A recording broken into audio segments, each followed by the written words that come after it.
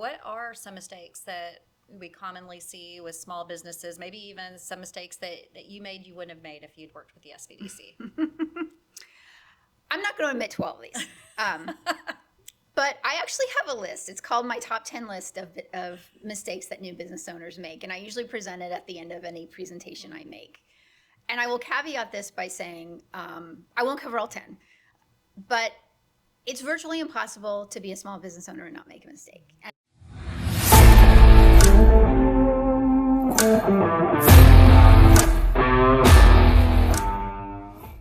Welcome to Small Biz Connect, where we talk all things small biz. I'm Amy Reed, Director of the Galveston County and San Jacinto SBDCs. And SBDCs are supported and funded through the Small Business Administration as well as the state of Texas. Today we are joined by Kim Way, Director of the Houston Small Business Development Center. Thanks for being here. Thanks for having me. So we'll just get right into it. So tell me first, how did you end up at the SBDC? I ended up at the SBDC because I had a business. My husband and I used to co-own several Jersey Mike's franchises. We ended up selling that business at the end of 2022, and I was looking for something, my next chapter, right? You know, I come from a corporate background. My background is in corporate marketing. I used to work for Coca-Cola and Hershey's, and I didn't really want to go back to that corporate background. The small business bug had kind of bitten me, and I really didn't want to leave small business. But having sold my business, I wasn't in small business. So it was really kind of happenstance. I happened on the opportunity. It's the best of both worlds. I'm immersed in small business every day. I get to work with entrepreneurs every day. But I also go home at night and, I'm not getting called in the middle of the night when there's a crisis in my business. So Agreed. Best of both worlds. Exactly. Yeah. Do most advisors at the SBDC have some sort of entrepreneurial background, or is that uncommon? It's extremely common. So my center in particular, we have 7 advisors and myself, and we all do advising. I would say 4 or 5 of us are former small business owners in one way or the other. The others typically come from a banking background, but their experience is in small business banking. So they've worked with small businesses. Usually they've had careers of maybe 20 years working in small business banking. So they're extremely familiar with the small business ecosystem. The rest of our advisors, they're former small business owners like myself. So advisors of the SBDC are not just people who decided one day, I'm going to be a business advisor, and then they have to learn everything. They actually have experience in the field. They absolutely have experience. And to be perfectly honest, I don't know how you can be an effective small business advisor if you don't have quite a bit of experience. That being said, like every week, I am thrown a new challenge that I have never seen before. Same. So it's not ever boring. So I might have jumped ahead just a little too far. Some of our listeners, maybe first-time listeners, don't know what the SBDC is. So tell us a little bit about maybe what people can expect at the SBDC. What do we do? So the SBDC is a resource partner for the Small Business Administration. Our mandate is very broad. We exist to help small businesses be successful in the communities where we operate. Now, what does that mean? What it means is we provide 2 main services. One service is one-on-one business advising, and that's where either existing small businesses or maybe people that are aspiring to go into business for the first time, they are assigned a professional business advisor, and that business advisor works one-on-one with them as really their personal advisor for their business. The other piece of our services is training. So we have a lot of workshops that, covers subjects from, how to set up a bookkeeping system to how to grow your business through marketing. The one thing I frequently forget to mention when I'm talking about the SBDC is our services are no charge. As a former business owner myself, I was waiting. perfectly transparent. I had never heard of the SBDC when I went into business for myself.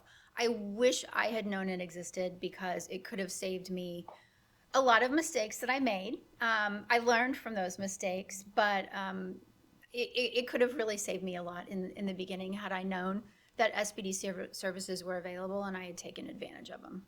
So that kind of leads me to one of the other questions I want to ask. What are some mistakes that we commonly see with small businesses, maybe even some mistakes that you made you wouldn't have made if you'd worked with the SBDC? I'm not going to admit to all of these. But I actually have a list. It's called my top 10 list of mistakes that new business owners make. And I usually present it at the end of any presentation I make. And I will caveat this by saying I won't cover all 10, but it's virtually impossible to be a small business owner and not make a mistake. And I tell that to my clients all the time, especially after they've made a mistake, because they're beating themselves up because they've made some sort of mistake. It's almost impossible not to make a mistake. We're here to hopefully help you not make significant mistakes and make fewer mistakes. But, from my years of working with small businesses and my own experience, I would say the biggest mistakes I see are not paying close enough attention to your financials. This is especially something I see with folks that have been in business for maybe a few years. They come to us and they're like, I'm really struggling to pay my bills, and they don't know what's going on because they're making really solid sales. And, I ask about their financials, and it's really something they're outsourcing to somebody else. Right. Oh, well, I've got a bookkeeper doing that. I have an accountant that does my taxes every year, but they don't really have a good understanding of what their financial situation is to make sure that they're setting themselves up to be profitable. I would say that's a really common mistake I see with existing business owners. With new business owners, things I see that are really common is mixing personal funds with business funds. It's really important. You've got a separate business bank account and personal bank account. I see some mistakes on things like proper permitting. Some folks that don't realize, especially if they're in a business where they're selling products, they don't realize they're supposed to be collecting sales tax and paying that sales tax to the comptroller. Those are probably the most common mistakes. Like I said, I've got a list of the top 10. I won't go through all 10.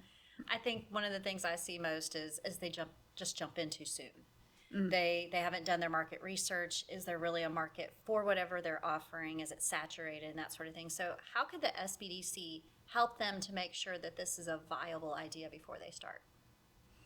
Well, I'm glad you mentioned research, because one of the things that sets us apart from a lot of other resource partners in the community is we do have access to a lot of market research tools. So for example, if you're thinking about going into a business for the first time, you've got an idea, we can assist you with pulling a lot of research to help you validate your idea.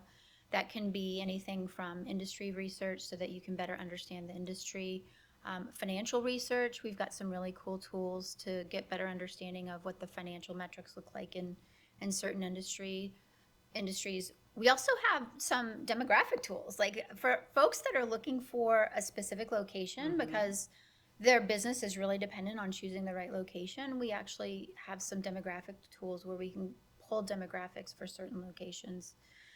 The other thing that I highly recommend if you're going into business for the first time, you absolutely need a business plan. Even if that business plan is not looked at by anybody other than you, kind of to your point, planning is so incredibly important. It's another way you can avoid a lot of those mistakes if you plan accordingly up front. And so a lot of our time is spent working with business owners, developing their business plan, putting financial projections together, making sure that they're not forgetting some of those important things that are necessary to get your business established. That's all great. So I think that other than just the reports, we don't just give them reports. You walk them through the reports and teach them like what those financial metrics and ratios mean and everything. Exactly. Right? Yeah. What to look for. Right. What's the difference between revenue and cost of goods? Right. What are the important numbers you're looking for when setting your business up to be successful? What kind of businesses are you and your staff seeing right now? I'm seeing absolutely everything. I mean, and I'll give you some examples, but absolutely everything. I see a lot of service-based businesses, especially for folks that maybe they don't have a lot of capital available to them to invest in a lot of assets and whatnot. So lots of service-based businesses such as, janitorial services, landscape services. I see a lot of clients in the trades, particularly. So a lot of electricians and plumbers, they've worked for somebody else for 10 or 15 years, and they think, you know what, I think I'm ready to go out on my own. So I see a lot of that because I have a background in restaurants. I particularly work with a lot of food service clients, a few manufacturing, a few in logistics and transportation.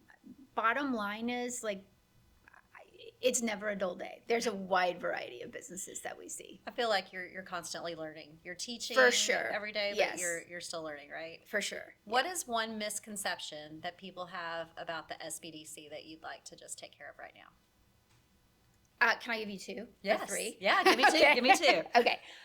The first one is that we're the SBA. A lot of people come to us and say, oh, I want to work with the SBA, and they think they're working with the SBA. We're not the SBA. They're a partner of ours, but we are a completely separate organization. I would say that's one of the first misconceptions. Another one would be that we give grants or business loans. We are an advisory organization. We don't give grants for small businesses. And in fact, there's a misconception that grants for small businesses, at least government grants for small businesses exist. They really don't. That's a myth, not anything that is reality. And the same thing with loans. People have heard the term SBA loan. They think we're the SBA. They think they can get a loan from us. And that's not the case. Those were all great ones. If I had to say, I would have said the exact same Okay, one. good. We agree. So when small businesses come in, what are some of the big challenges that they have that you're seeing? Maybe have you seen a trend that the challenges they're seeing have changed, or do they remain consistent? Honestly, I would say there's a new trend I'm seeing in small businesses, but it's a trend I'm seeing with some of our existing business owners. So I'll start with trends I'm seeing with new business owners is just access to capital and funding. Frequently, depending on what the business idea is, it's going to take money. It's going to take grit. And so, to be perfectly honest, a lot of aspiring entrepreneurs don't really have a good understanding of how much it's going to take in terms of funds to get their business off the ground. And that can be a challenge. It's not a challenge that cannot be overcome. Sometimes I'll meet with a client and they realize that they need more money in order to get their business started. And so we come up with a plan of how they're going to get themselves there. So it doesn't mean it can't happen. It just means we might need to develop a plan. Mm-hmm. The other thing I'm seeing recently is some of my clients in more consumer-facing businesses are seeing a slight slowdown in their revenue. So I'm going to give you an example, and I can't give specifics because of confidentiality. We can't talk anything specific, but I do have a client that's in the fencing industry. Now, thankfully, this client serves both commercial and residential customers. But the last time I met with this client, they indicated that really their residential business has really slowed down in the recent year. They believe because of some economic uncertainty that's going on. Thankfully, the other side of their business is doing quite well. So I am seeing some of those consumer businesses. Some of them are seeing a little bit of a hesitation from their customers. I think that's region, state, probably even I think it's probably national. Yeah. So the advice that you give to a startup is generally a little bit different than you would give to a growth client, right? Sure. So startup is kind of, these are some tasks you need to do. Let's get a plan, strategy, that sort of thing. What if someone's been in business for 10, 20 years, and they're talking about some of those slowdowns? Where do you start that conversation with them, and where do you try to go? The first conversation I'm going to have with them, I'm going to ask them a lot of questions. It's going to be a fact-finding mission. And that includes, I'm going to want a really thorough understanding of what their financials look like, a really thorough understanding of their customer base, what sort of tactics they're utilizing now for sales and marketing. I'm really just going to get a lay of the land and an assessment. And then I'll usually work with the client to identify opportunities that they're not taking advantage of that they can exploit to grow their business or make their business more healthy. And it really depends on the client. I'll give you an example. So I worked with a client a few years ago, and it was a food truck client. And they were kind of in that situation, and we started digging into their financials, among other things. And what we found was that their margins were fairly narrow, especially compared to the industry average. Again, one of those great things is we've got those tools. Right. I can pull what an average margin is for a food truck business.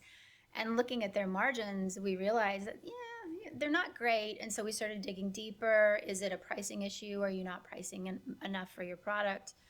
Found out they were wasting a lot of product. So this particular business, they offered something like 12 side dishes as an accompaniment to their main dish on their menu, and they were probably throwing away 50% of their product, which was increasing their cost of goods and decreasing their profit. So for that client, what we did was we started working on a new menu that would be more streamlined so that they could minimize waste. That's not necessarily going to be the case for another client. Another client might be, let's see if we need to identify opportunities for a new target market or opportunities to expand your marketing plan. I find that a lot of small businesses, they say they're marketing, but they're all over the place. So sometimes it's a matter of like, let's focus, let's put a plan together, and let's commit to executing a marketing strategy to see where your business can go. I think that's great. So we're going to pivot just a little bit. So you've talked a lot about strategy and startups, and then you also said we don't give loans. So circling back to the loans piece, what do we help with when it comes to helping small businesses with financing? Well, we do a lot of counseling on readiness. So one of the very common questions we get is, am I eligible to get a small business loan? And so we'll do an assessment of the client's readiness. There's something called the 5 C's of business credit, which is typically how banks evaluate a potential loan candidate when they're going for a small business loan.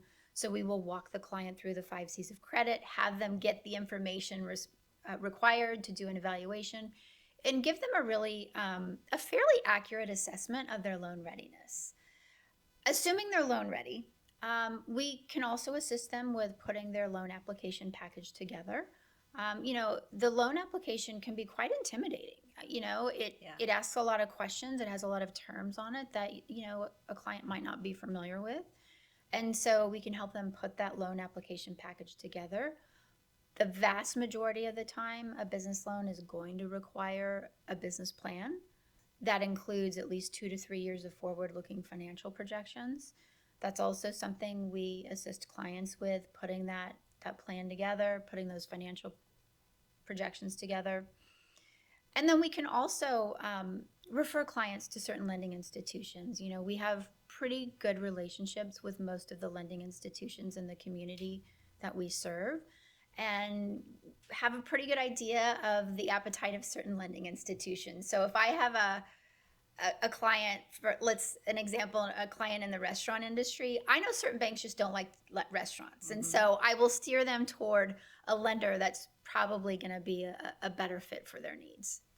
So is it your job to know what their appetite is and that sort of thing? Because what if they don't like restaurants and a restaurant applies with that lender? How does that, if they get to the point where they pull credit and that sort of thing, how does that affect their financials and maybe even their mental health on applying for the loan?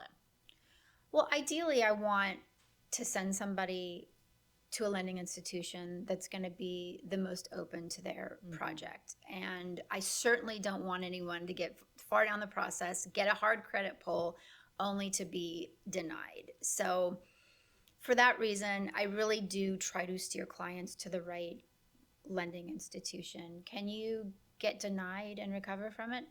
Absolutely. And I have lots of clients and lots of examples. And sometimes clients come to us after they've been denied. Right. And then usually I'll start from scratch, dig into their situation, get an understanding of why they've been denied. Sometimes they've been denied because they're not ready yet. They're not bankable. Right. And we'll work on a plan to get them bankable. Sometimes they're bankable, but they probably just didn't go to the right lending institution. Right. And so we'll look for a better fit for them. So it's really all encompassing. You help with the financials, the business plan. You talk to them to make sure their credit is where it needs to be, that they have the money that they need to put towards the loan or the collateral, and then you make an introduction. So really, why would you not work with the SBDC if you're looking for a business loan, right? I mean, Agree. And it costs nothing. Agree. Yes, completely. So can you tell us about, I know you can't give names or anything like that, but a success story? Yeah. So I need to be careful and mask this to the extent I can. I was working with a client that had been in business 17 years, started out bootstrapping, I'm going to try to, this business is a business where the client sold high-end products, I would say, but not luxury products, high-end meaning high retail value products. Okay. And was doing quite well and had an opportunity to expand the business in another part of town. He had never gotten a small business loan. He had bootstrapped his business and was doing quite well, but had bootstrapped his business for 17 years. Came across an opportunity to purchase a location in another part of town so that he could expand his business in a new geographic area, but needed a loan because the property was fairly expensive. Had no idea where to start. He actually came to me through one of my banking relationships because he had gone straight to a bank, asked for a loan, and they started asking him for all of the things required for a loan package. And I assume he was probably kind of deer in the headlights, didn't know. And so they sent him to me so that I could get him ready. And I worked with him on, first of all, making sure that we had his financials in a really good spot, that they were very clear, very organized, helped him with his loan application. But importantly, I helped him with his business plan and the financial projections for the new location. This happened to be a pretty substantial investment. So I knew that the bank was going to scrutinize this particular loan quite a bit. But, we were able to put the loan package together, give it to his bank. He was approved for the loan, and now he actually just recently closed and is moving forward with expanding his business, which really great opportunity. It's amazing. Yeah, it's going to be a really great opportunity for him. His business is on the north side of town, and this business is probably 50 miles away on the south side of town. So really, his customers that could have been customers of his on the south side of town, he really wasn't reaching them on the north side of town. So I think it's going to be a really great opportunity for him to grow the business. So that's one of the reasons that you probably do what you do, right? It's helping people like that, or maybe someone comes in with a dream and they don't know where to start, and you're able to help them turn that dream into reality. For sure, right? Yeah. So it's a feel-good job. I mean, you love what you do. It's obvious in how you're saying it. So taking that into account, what is one piece of advice that you would give to someone who's thinking about starting a business in 2026 or 2027? I'm going to give you a couple pieces of advice. Okay. Number one, plan, right? Write a business plan. I could care less if the grammar is correct or not. It's more about having a plan together. The other thing I would recommend for someone who's just thinking about starting a business for the first time is to acknowledge that starting and growing a business is a marathon. It's not a sprint, and I know that's a cliche, but this is a part of life where that absolutely is true. Yes. Starting and growing a business is a marathon. So my other piece of advice is be prepared for the grit and for the resiliency and to see it through, because I'm not sure I've ever had a client where, they launched their business and they were successful overnight, or even successful in the first 6 months.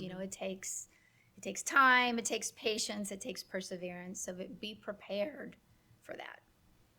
So I always say that we're great at helping startups, but really where we shine, I feel like, as the SBDC, is helping growth clients. So people who've been in business for 5-10 years and maybe they've just kind of gone static. There's no real growth but not decline. Tell me how we can help those types of clients specifically. So we work a lot with those types of clients on growth strategy.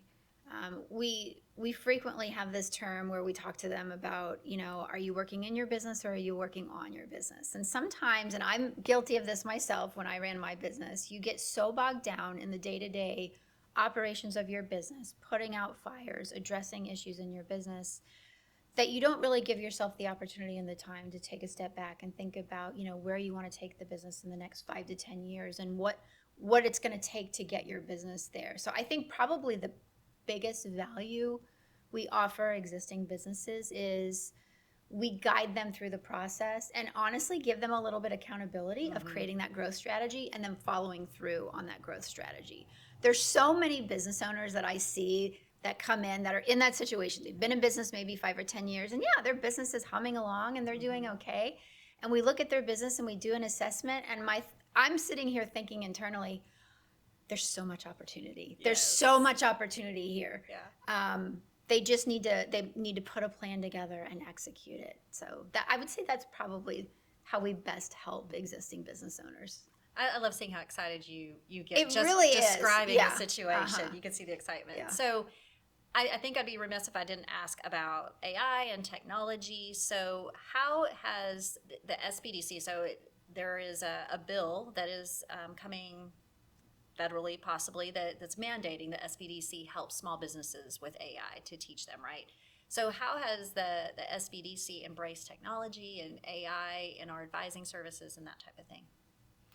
So we counsel, or at least we make an attempt to counsel most of our clients on how they can responsibly and effectively use AI in their business. So we 100% encourage the use of AI when it comes to managing a small business, provided that it is executed in a way that's helpful, right? So we work with clients to find repetitive tasks that can be automated through AI. Examples would be tasks related to bookkeeping and whatnot. But we use AI a lot in our business plans. Now, I want to be very clear. I absolutely do not recommend using AI to write your business plan. But there are some ways that AI can be really useful when you are writing a business plan. One way would be synthesizing market research. Mm-hmm. When you get market research from us, sometimes it can be overwhelming. Mm-hmm. You can get 60, 70 pages of market research. So we do encourage our clients to utilize AI to really synthesize some things like market research and whatnot. But, overall, I think if you are a small business owner, you need to embrace AI and look for ways that it can be implemented in your business in a responsible way, because your competitors are doing it. Exactly. So one last question is, how can people get started with the SBDC? How can they connect? It's super easy. So the way to sign up for our services is you go to our website, which our particular network is sbdc.uh.edu. And when you get to the homepage of our website, there's two buttons. One says advising and one says training. You click on the advising button, and then you fill out a form. Very important, when you click on our advising button, the first question it's going to ask you is it's going to ask you for your zip code. And the reason is because we have 13 centers across the region. You will be assigned to the SBDC that is closest to you. There's two reasons, very important. Number one, we want to meet clients where they are, right? Like, especially if you want to meet in person, you don't want to drive an hour to meet with your business advisor. But also, our business advisors are experts in the small business community in which they operate. So I operate within Houston. I know a lot about the dynamics of the small business environment in Houston. I don't know as much about the small business environment in Bryan. Mm-hmm. Perfect example. Right. But you know what? We've got an office in Bryan that knows a lot about the small business environment in Bryan. Yeah. That's great. Well, thanks for being here today. Thanks for having me. We appreciate all your expert advice. And to our listeners, thanks for tuning in to Small Biz Connect, where big ideas meet small biz. Be sure to follow us and subscribe. Until next time.